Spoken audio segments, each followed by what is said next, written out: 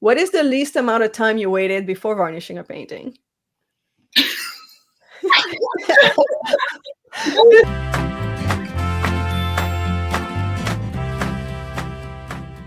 Spill the paint. We have my favorite artist ever, Miss Morgan Booth.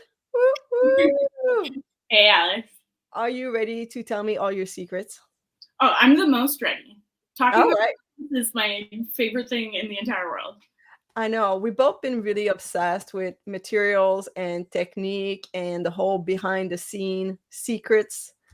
I don't think we gatekeep either. No, not at all. Like, I feel like gatekeeping is a really uncool thing to do. That's my personal opinion. Like, I mean, everybody has their own trade secrets and stuff like that maybe they want to keep close. But like, especially when it comes to materials and techniques, like, I feel like sharing makes more sense. You know, Sharing is caring. Sharing is caring. And like, it's so much easier to talk about like pigments and like the right tape and everything than it is to like get into the super esotericness of the meaning of the word. Absolutely. I think it's harder to BS your way out of a technical question. Oh, you can't. I mean, you can lie, but all right. Okay. So let's start. Walk us through your process because do you consider yourself an oil painter? Because you use so many things. I think at this point you're almost more like a mixed media artist, but I don't know. I could be wrong. How do you describe yourself? So it's funny. I do describe myself as an oil painter, but I am definitely a mixed media artist. I'm using spray paint and acrylic paint and airbrush before I even get to oil. I'm gonna grab one of my little pieces. I'll show you. So, like this little dude here. So this is kind of how it all starts. Is I start with a blue tinted gesso, and that's actually a tip that I got from you. Is tinting gesso. And so I'll roll that on, and that's my base for my oil. But then my backgrounds will be spray paint. This one's really simple, but often I'll do like stenciling of patterns and stuff like that in spray paint. Let me go back, okay? Because I want to go kind of through the steps how you built your pieces. So first of all, okay, sketch. Yeah. Are you old school paper or you're a digital sketch person? Definitely digital sketch. I just feel like it's easier to tweak, and I really like to get as close to the vision or the sketch as possible in the end piece. I'm not like someone who likes to do a lot of intuitive, like loose painting. I like super tight. So I make sure that my digital is like very, very tight and perfect before I move into any other area. And then I will simplify the shapes of the sketch and make it into stencils. And I use a vinyl cutter to cut the stencils. And then I will roll on my blue gesso with like a little roller that makes this beautiful velvety texture. That's really good for the oil paint adhering. And then I'll spray paint all of the other stuff. Sketch, Photoshop, or a different program? Because I use Photoshop. I'm a Photoshop person. So Photoshop forever. I know that there's probably things that I could use that would be easier. Like Illustrator, just like I don't know how to. I haven't cracked that code yet. I'll use Illustrator to make my actual stencil files, but Photoshop is definitely my favorite thing to do. Yeah, me too. I do a mix of both. I do a lot of doodles of my ideas, like a sketch, which is like, oh, okay, I want to do flowers. I want to do a hat. I do a lot of composition, even if my compositions are usually pretty redundant. I guess I still do little doodles. And then you use Photoshop, I believe a bit like me, where we do a bit of a collage. So it's a bit like we do old school on paper, but you do it like on Photoshop, right? Oh, definitely. Like, especially when I'm making a person, I like to take from making a person. Love that. You're making a person. I'm a god. I like to take elements from different faces and collage them together. So my husband is a photographer, and he did fashion photography, and he taught me how to do really interesting retouching techniques. So my collaging is pretty good. I want to go through your process. So when you transfer your sketch on your canvas, are you Once again, we don't gatekeep, but if there's a secret, you let me know. Because there's so many taboos about this. I'm a projector girl. I try to trace sometimes, but I always end up kind of going back to my projector where I print my sketch on paper, put in an old school projector with the glass and the light in a black room, and then I just kind of trace like that. So how do you take your sketch and put it on your canvas? So this piece is for the one that's on the easel right now. And I pretty much just print my sketch on this white transfer paper. And yeah, I just take the digital, print it on the white transfer paper, and then just trace it on to the actual blue gesso only. But I'll mask off the background to make sure that doesn't get smudged or anything. Do you use canvas or you like panels better? Like wood panels, traditional canvas? Definitely panels. So I did canvas for a little while, but I figured out that panel is way, way better for my process because I'm using all these stencils and spray paint and things like that. The grooves that you get of the weave of the canvas would often lead to bleeding, so I wasn't getting super clean lines. But with panel, I can use the vinyl and get just like that super crisp edge. That's very interesting. See, the groove of the canvas is very problematic, and that's one of the reasons why I started using silicone wedges to prep my canvases to fill those grooves, right? Because I find like if your gesso is too watery, it still go in the grooves anyway. So that's why I use the wedge too, because I use canvas, but totally a trick to kind of try to eliminate those grooves. Some people really like those grooves. Like I see a lot of video people painting and you see all the little grooves or brush strokes. It drives me crazy. Yeah, I'm a smooth painter too. So you're using like canvas adhered to panel right now, right? I do. So it's kind of funny how I got there. And you and I had a lot of conversation about that, how your process evolves depending on your need. And sometimes you try to find a shortcut for something, but the whole process at the end end up being so much longer than your original process, even if you were trying to find a shortcut. So one of the challenge I had is I ship a lot of stuff overseas, a lot of stuff in Australia, and now recently in Paris. And canvas is kind of tricky to ship. Like you can get those uh, shipping holes they call when a big box is being lifted by a forklift. Sometimes you get actually a hole through the box, through all the packaging, through the canvas. It happened to me a couple times. So what I started doing is actually mount canvas onto wood panels. And for me, it's the perfect combination because you do get the texture of the canvas, but you also get the sturdiness of a wood panel. And it's a beautiful marriage to me. And there's no bounce what I paint. I personally don't like the bounce of the canvas. Even if you make your canvas really tight, I feel like there's always a bit of a bounce on it, and I'm not into it. Yeah, especially when you're blending those big, cloudy, fluffy backgrounds that you're into right now. I can't imagine how annoying that would be. Balancing on this thing. Yeah. Okay. Do you have a favorite brand of wood panels, or it's whatever you can find? So, how honest am I allowed to be? How honest do you want to be? So I like to buy pre-primed canvas or pre-primed panels.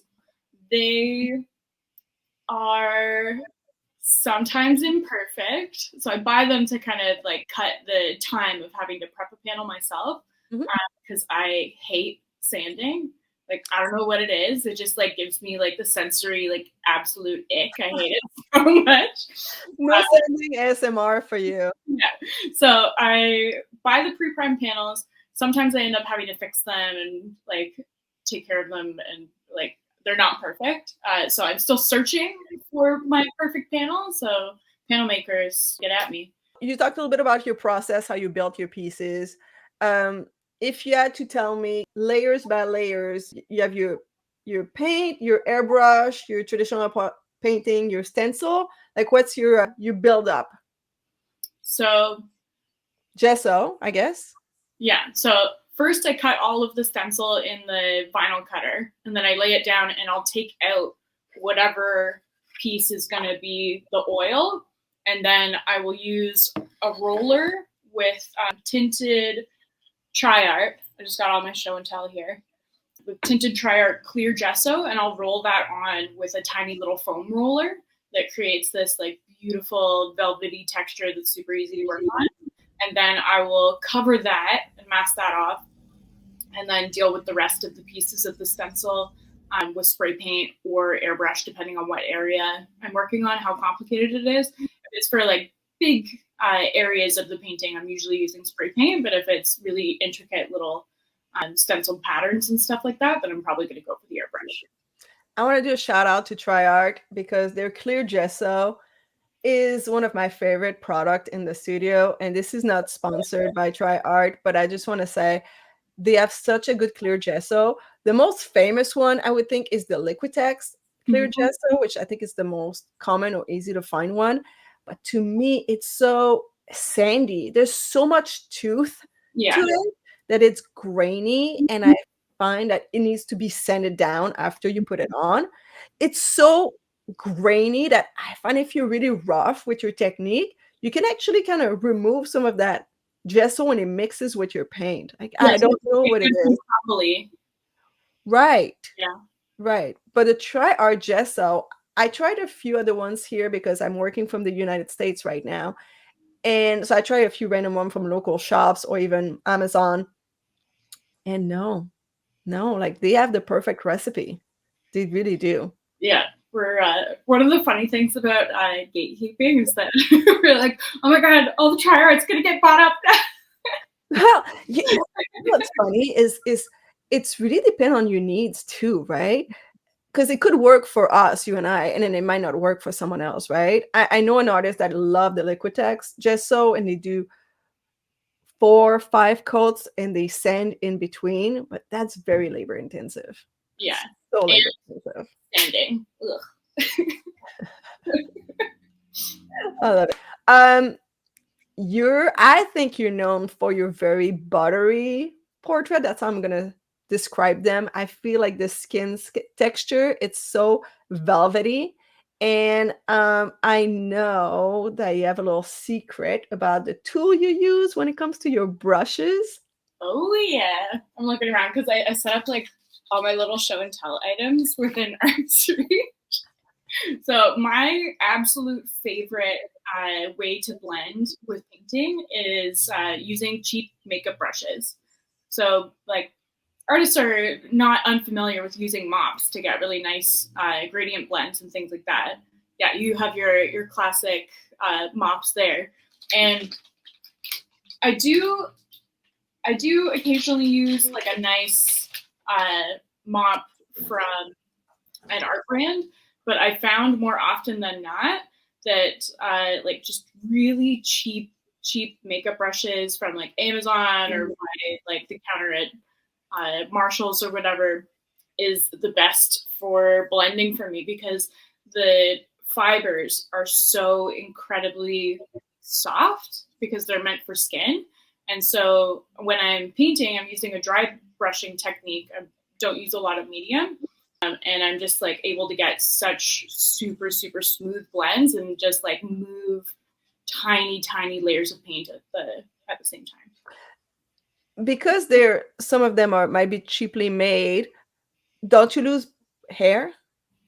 Honestly, not that much. Like you would think that I would, but because I'm using it dry, like pretty dry, it's not sticky and pulling out the bristles too much. I'll lose bristles when I'm washing them. That's kind of the issue, and that's part of why I use really cheap ones, is because I know that I can just replace them. And I've tried expensive versus cheap, and the cheap, they're basically the same.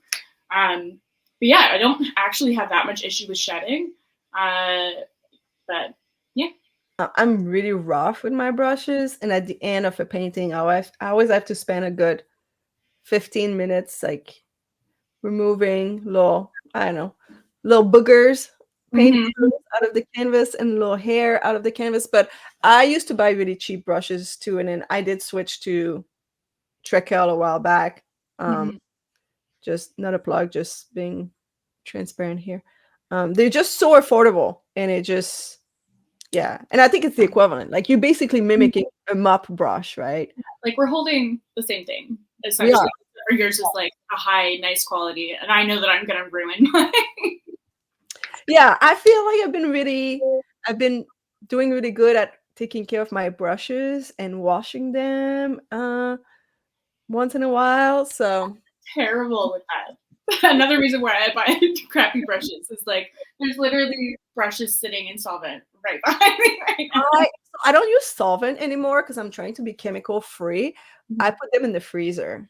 So I when I'm not if I'm not done like a painting session and I put my palette in the freezer, I also put my brushes in the freezer because then the paint doesn't dry.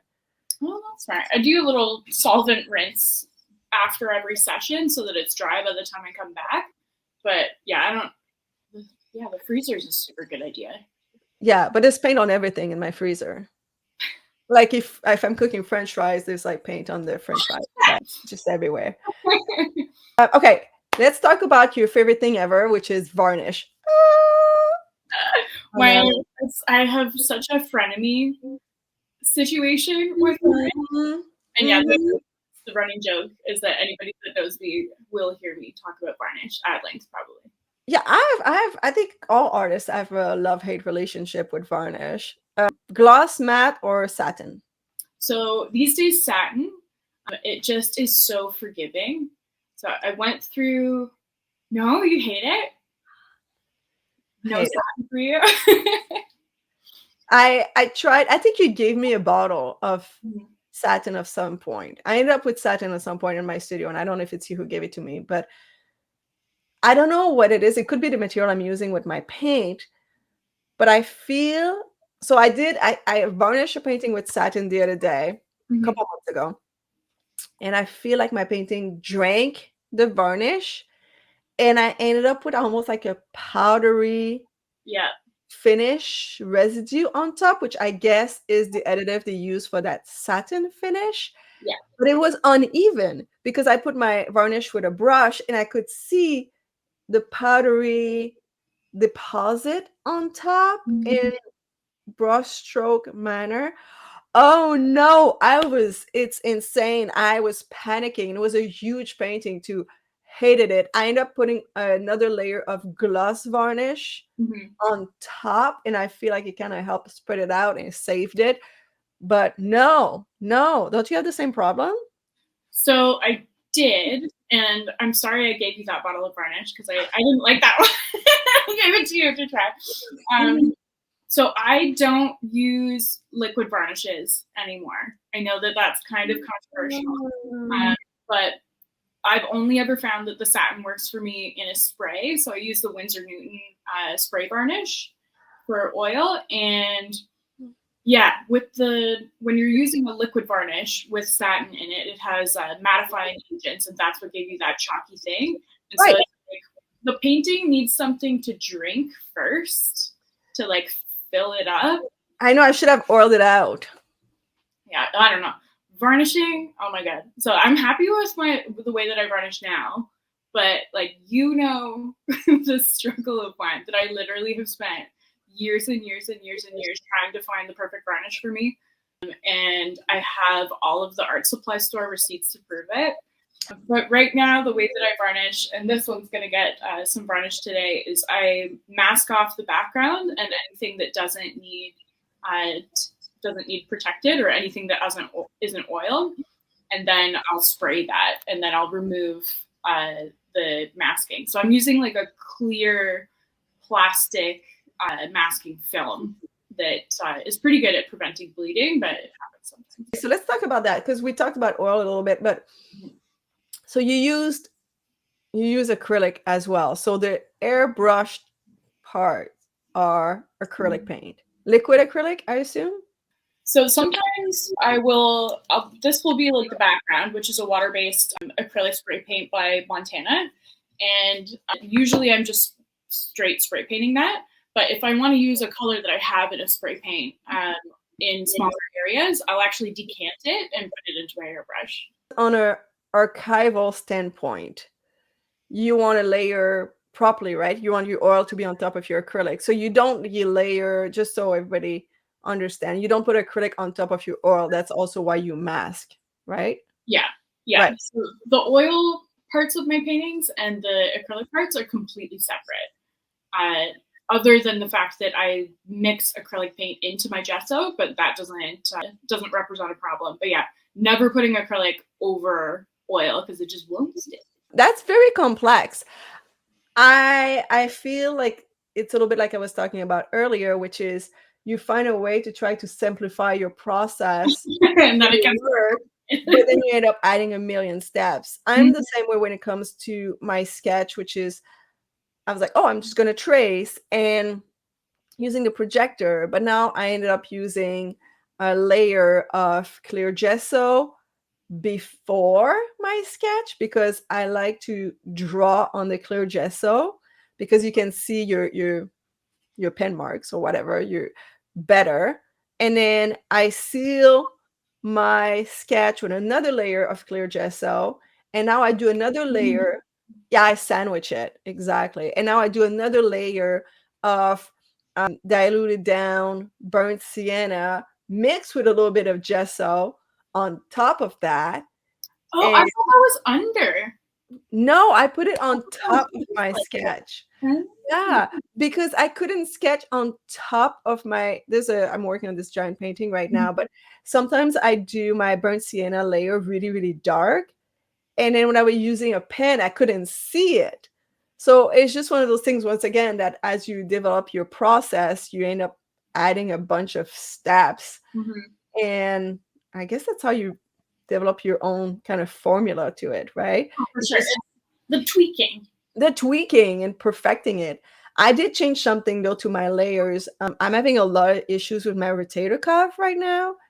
So I was always using a mechanical pencil to draw the sketch, but I had to apply so much pressure, right? Like when you trace and I'm trying to make my pencil really dark and it was killing my shoulders.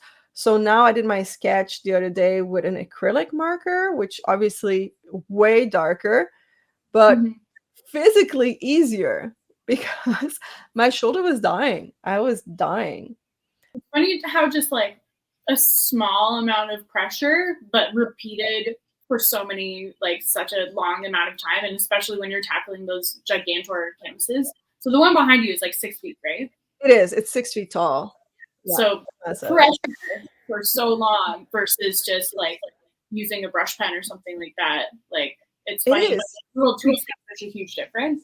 It's really funny how there's different drivers to the decisions that you make when you work on a painting. Like could be physical pain that will change your process, right? Or it could be speed or, mistakes that we learn from. What is the least amount of time you waited before varnishing a painting? If you varnish, this question is funny. Oh my God. I think the earliest is 4 days. Okay. Oh, I beat you to it. I've done a 48 hours before. Oh yeah. I think you told me when you did that and I was like holding my breath. Especially because you use the brush on varnish. Like I do. So forgiving. I'm a Gamvar gloss person. Yeah, you need to put no pressure on that varnish application. It's just slow. Just Okay, there's a video of me on my Instagram. I wonder if I'll be able to, if you could find it. But there's a video of me brushing varnish on, and it like it was like red lips, and I put a brush over it, and it just like red streaked across the face. And I remember just being like, we've all been there. I think if you work with deadlines, you've been there, like for sure. Yeah. Have you ever spent hours on a specific detail of your painting and no one noticed? All the time. Yeah. My process is like, love-hate with the process because I've got so many little tweaks in it. It's so specific, and I'm able to get an outcome that is pretty close to what I want, but it drives me completely insane sometimes. And like, so a great example. I was doing a show for or a group show for Spoke Art a little while ago, and it was for Wes Anderson, which is so like the aesthetic is so like so much paying attention to the details. And I had screwed up my stencil, and it was off by half a centimeter, so the symmetry would have been off by half a centimeter, and I completely scrapped it, and I redid the entire stencil. See, I find that now that I'm doing those cloud, I call them dreamscapes. Dreamscapes. I feel like if my figuring it perfectly in the middle, I can use the composition to kind of save it, to just kind of trick the eye to balance the piece.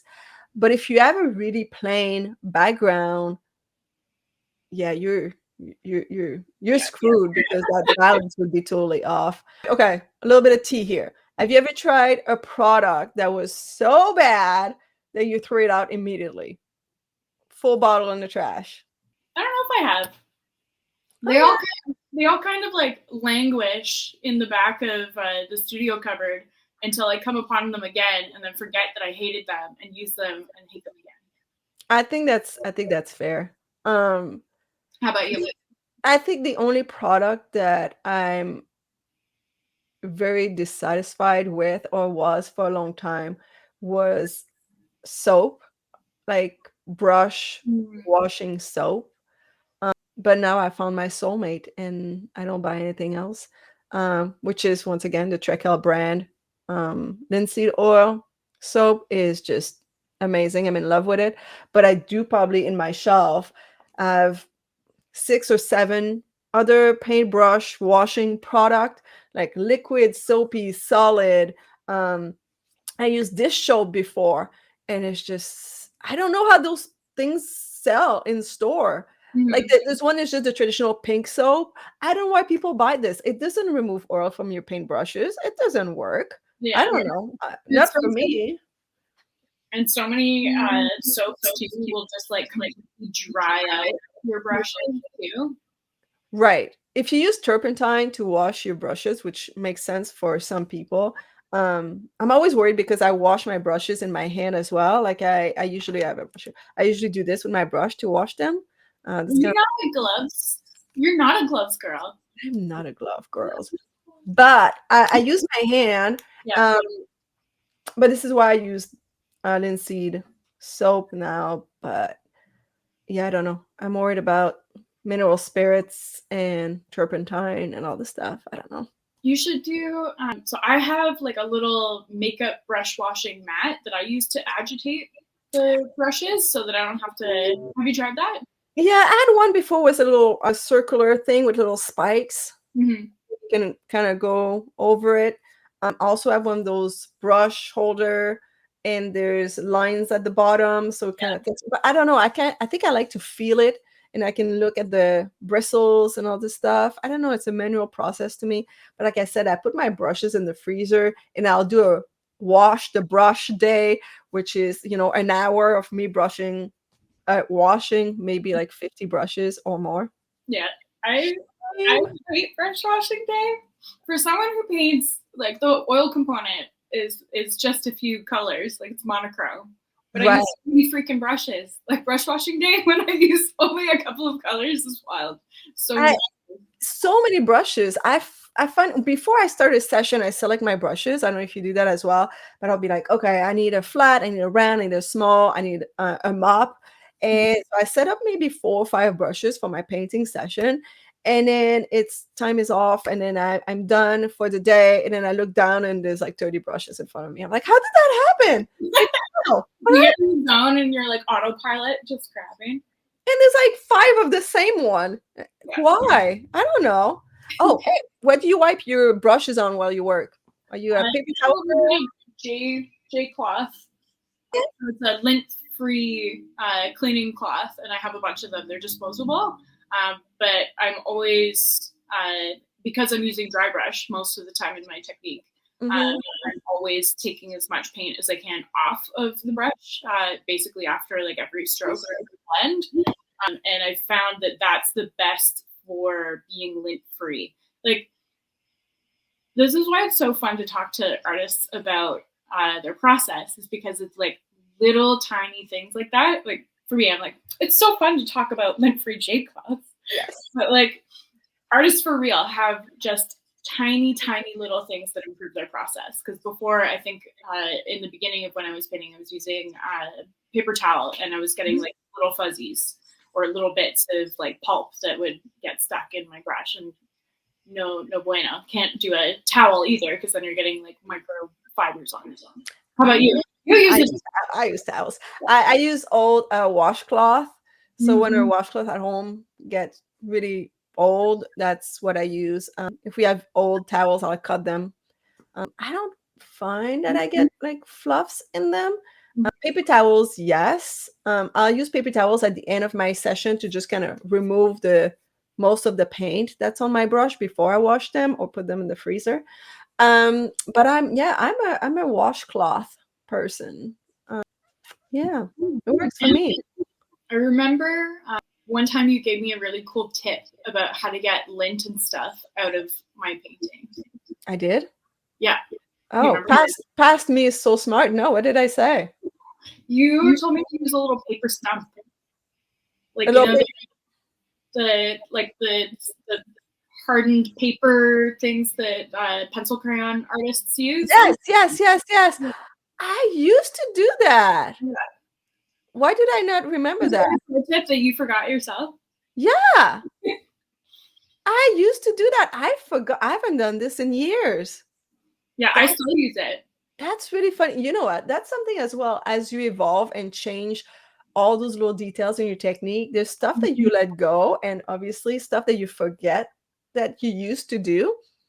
And sometimes like years later and you're like, oh, maybe I should pick that up again. But it's really funny. That's something that I dropped and I haven't touched again.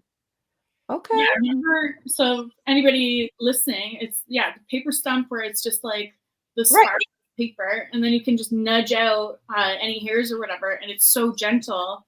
It's not like using an X-Acto where you are risking. Like I just have everything here. No, but it's funny because I started doing that again. I'm there with my little X-Acto, and I totally forgot that that is hilarious. I'm gonna start doing that again. Wow. Past me gave great advice. Right. How many tubes of paint that you have in your studio that are 99% empty, but you still have them around? Here's a phthalo, a Gamblin phthalo. Do you use? Is that your blue? I don't know if you want to disclose that. Is your phthalo blue? Yeah, phthalo blue is my main blue, and then I use Prussian for my darkest darks. Okay, so phthalo blue. I don't work with phthalo blue, but I'm familiar with it because it's a Bob Ross color. Oh, is it? Yeah. When at the beginning it was like, on the screen you will see all the colors we'd be using today. There's usually phthalo blue on it. Why? Yeah. I never used the Bob Ross brand of paint though. I've heard it's really liquidy.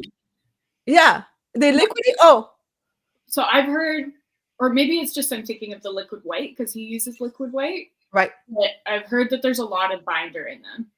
See, I heard that they are really, really thick. That's why he can layer the color so much.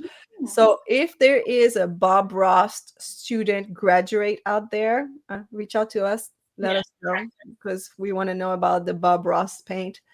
You're a Gamblin person? Yeah. I really like Gamblin. I've tried a couple of other paints, and I feel like the pigment load in Gamblin is really nice, especially in their artist grade stuff. And I tend to use a lot of Galkid in my work. And for anyone that doesn't know what Galkid is, it's a drying that you can add to dry fast.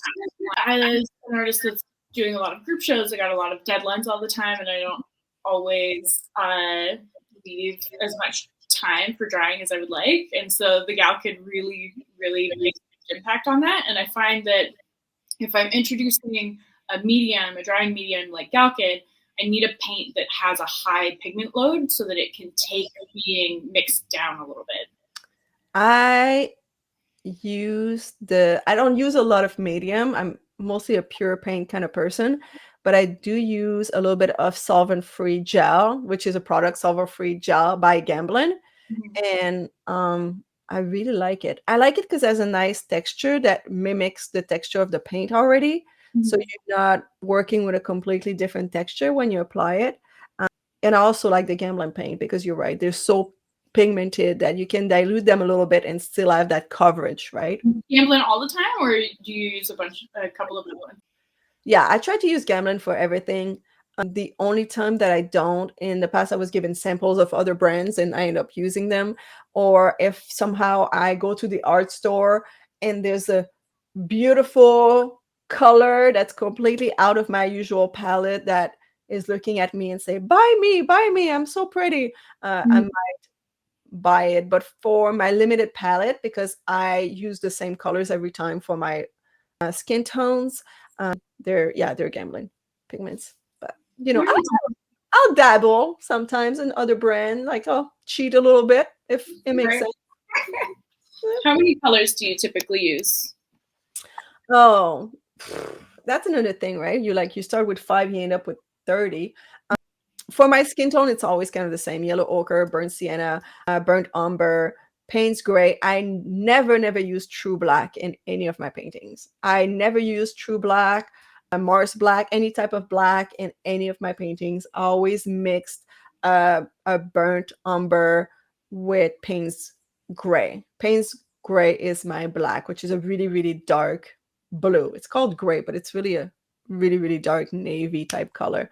I don't use black, so I don't use true black. So yeah, see, it's Payne's gray, burnt sienna, burnt umber, yellow ochre, and white in a cadmium red. A faux cadmium, I should say, because there's no true cadmium out there anymore. Especially for washing on your hand. I know, toxic people. What's the oddest place you found dry paint on yourself? I've had some armpit paint before. Definitely had some armpit paint. I went to the grocery store last week with blue in my eyebrow. That was cool. So I used gloves when I'm painting, but I think I had scratched something. Just a little bit of a blue brow at the grocery store. I love it. This place that you've found. Oh gosh, it's usually my face. You always realize after you've been out of the house, you always think you're fine. You get out of the house and you come back, and somehow 10 hours later, before bed, before you get in the shower, you look at yourself in the mirror and you're like, I have a little bit of yellow ochre on your face. It's always from scratching your face too. It's just, but I found paint on, I don't know, my elbows, my arms, pretty much everywhere. Surprisingly, not my hair, because I usually do a greasy bun when I paint, but yeah, I'll wear a hat. Disaster. If you had $1 every time someone told you, I can't even draw a stick figure, what would you buy? I would buy a new vinyl cutter. I would buy a flatbed, or like a bigger, nicer vinyl cutter. Hey, okay, quick question, just because you said vinyl cutter and it kind of reminded me of scanner. Do you scan your work when you're done, or do you photograph it? Oh, I'm so spoiled. I'm the most spoiled ever, because I was saying my husband's a photographer. So literally he will shoot it as soon as I've peeled the final protective layer, he'll shoot it. It's so great. He'll just come in, shoot the pieces, and I have it. Yeah. So that's the art tip of the day. If you want to be a successful artist, find yourself a husband, a girlfriend, a wife, a partner who's a photographer that can take pictures of your work. Yeah, that's the main reason. That's the number one goal when you start your art career. All right, Morgan, that's pretty much it for today. Do you want to shout out your website and your social media real quick, where people can find you? Sure. So I am at Morgan Booth Art on Instagram, and that is my website as well, morganboothart.com. All right. Thank you, everyone. And thank you, Morgan, for spilling the paint with me today. Thanks for having me, Alex. Bye. Bye.